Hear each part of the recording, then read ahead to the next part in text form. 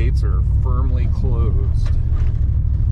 Now this is an area that I went to originally. This is the only area that I knew existed actually. And I had a little John boat on a trailer, and I had a depth finder on it because when I got it I lived in Kentucky and I wanted to fish Barkley Lake and I had no idea about how deep it was, and you know, being a fisherman, I wanted to know. I wanted to know what was down there. But anyway, I've been out here a few times with both of my brothers. Came out here with my brother Brian when I first moved down here to Pittsburgh, the one that this is dedicated to. You got a kayak. Actually, that's the pit that's accessible, but there's another one. Oh wow, my goodness, it's starting to algae bloom already. That one's only accessible if you have a kayak. The one back there, you can actually access it back where those cars were parked. But there's a lot of pits that you can't just back your boat into anymore, and that way you can see a few of them. But we're going to go this way because I believe this just makes a big loop. This is one side of the loop. I think I'm going in on the short end, saving me some travel around this place time because I want to get to the water. But anyway, my brother Brian and I came here. We were using rattle traps because that was my lure. Here you go, kayakers. Look at this. Ain't that nice? And I think that's just a solitary pit. No, I guess it connects to this one. Yeah. This pit has a boat launch right there. A concrete boat launch. And it's an interesting one. They actually have the depths of it listed on the Kansas wildlife map. The one where I'm going to today, I'm really surprised that they don't have the depths listed on it because it's a really nice pit. It's got a lot of shoreline. It's not huge, but it has a lot of shoreline. There you go. Oh, what? This is new. Back this boat wagon up here.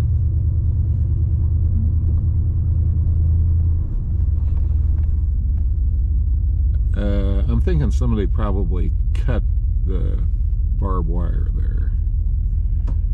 Anyway, that looks really interesting. Like I could maybe even get my little floating boat in there. But that's not where I'm at. Here, this is, see that? Looky there. Over here on the right. Yeah, baby. This is the pit where I'm heading, where my brother and I fished with the rattle traps, and he caught like a 5-pounder. It was really neat.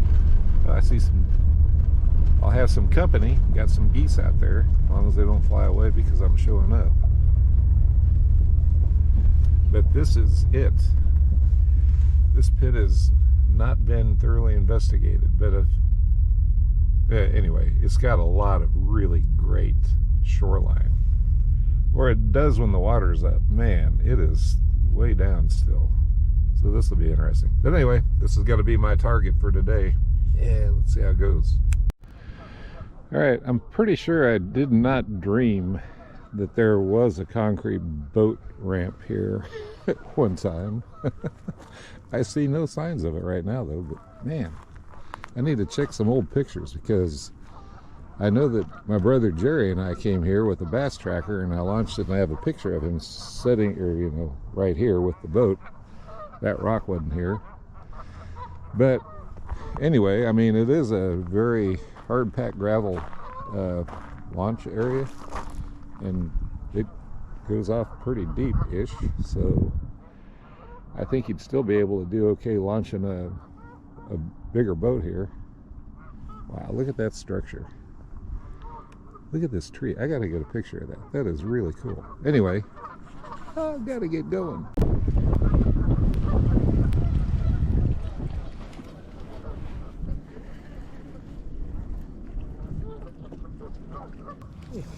Came back all messed up.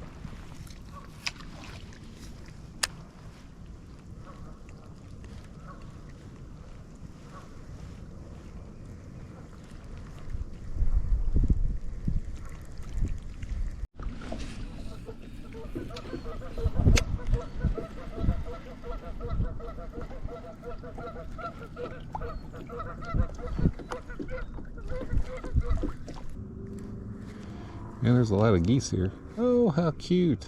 There's a goose up there on top of that. Looking very protective. I guess I'm not going to be messing around too much with that. I don't want to panic these geese.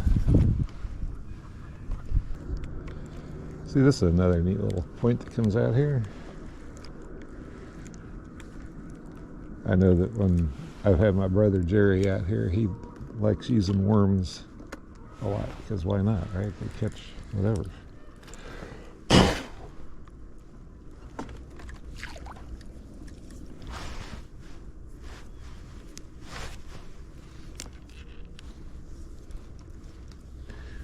don't know where he got off to. There's a little spider on me. But this is a... Whoa! Where am I going with that cast? These little pits. If you can imagine dropping a worm on a bobber along these banks here, especially in the summertime when the bluegill are fast and furious. Shell crackers, I think, is... A shell cracker is one of the type of panfish they have in here. They get big. They're beautiful. They're like a cross between a crappie and a bluegill, because they have like vertical stripes on their side of color and splotches and stuff, but you can tell that they're definitely not a crappie.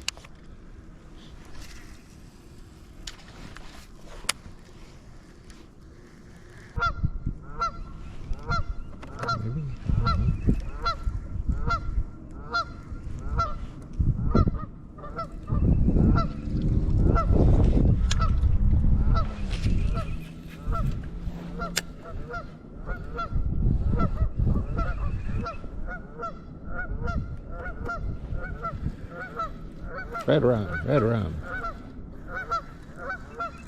Red rum, red rum, red rum, red rum.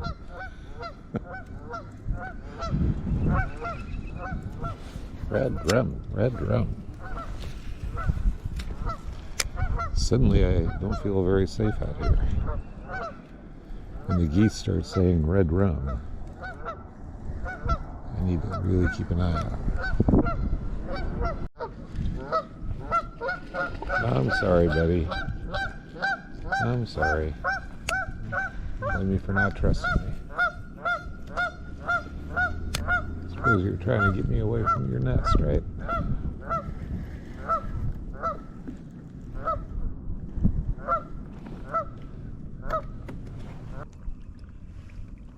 Closed for repair or something. Beavers are saying, nope, I don't want people going through here. Invitation only. Wow, speaking of beaver, holy cow. I gotta get a picture of this.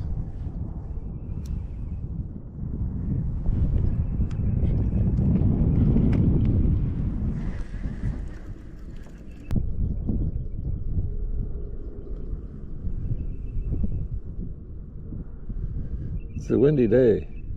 And the wind's blowing my way. I wonder if I should maybe not be underneath this tree. Man.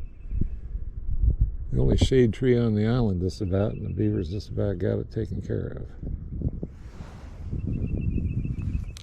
But, I mean, there's all these islands and points and stuff. And I've only made it... I fished for about an hour, I guess. Let's see, what time is it? 1:04, almost 2. Dang, when did I get started? Maybe it was more than that.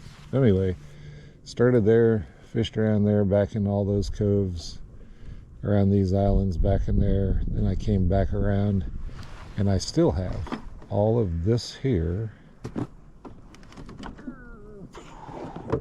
What's on the back side of that? All of that over in there and straight back that way. Going around this point takes me back to where I was on a side over there that I couldn't make it through because there was a tree blocking the way. So I had to come all around that. But anyway, I mean, miles of shoreline. Hey. All right, so I'm gonna use this for a little bit. Just kind of getting tired of my glide bait hanging up on itself. But trust me, I'm not done with it. Just stopping for now.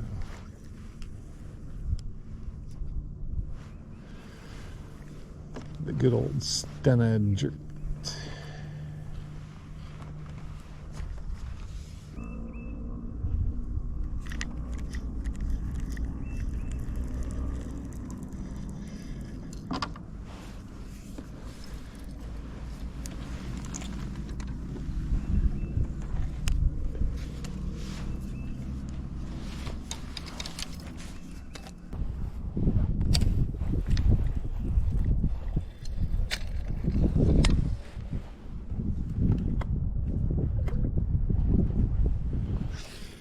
One little bass.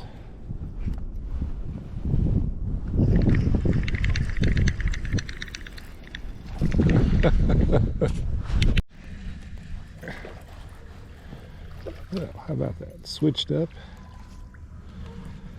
to a spinnerbait and still caught a small bass.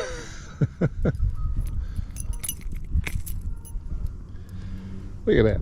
Talk about a hungry fish. Anyway, it's a fish. Just thought I'd try something different because I'm tired of getting hung up on everything. And spinnerbaits do work. This guy nailed it right off the bat, so. Well, I guess that's gonna do it for today. Man, I can't believe how fast time goes by. Is that when you're having fun? Wow, look at this tree over here. Man, there is a healthy beaver population here, I guess. I already showed one tree before that was all gnawed away. Check this dude out. It's gonna be fishing structure before you know it. I guess I better stay a little ways away from it just in case it decides to break right now. Anyway, hello goose. See the goose over there. They've not really appreciated me being here, but they've tolerated me, so that's great.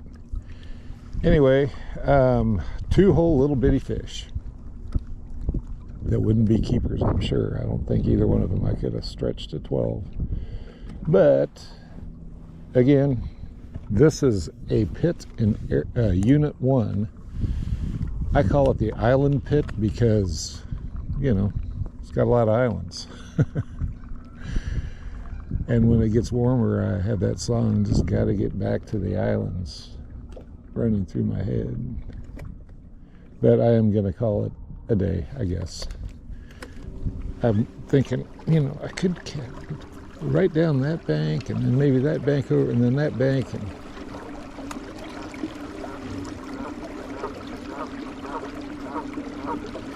I know.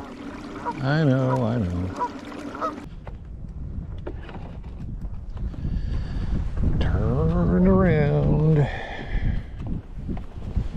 Wow, yeah, man, it really drops off here.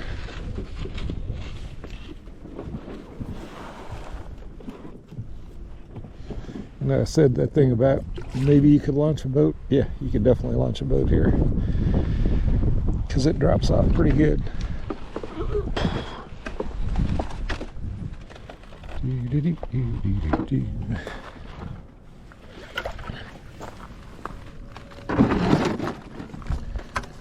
And anyway, this is the Island Pit, Unit 1. A lot of shoreline.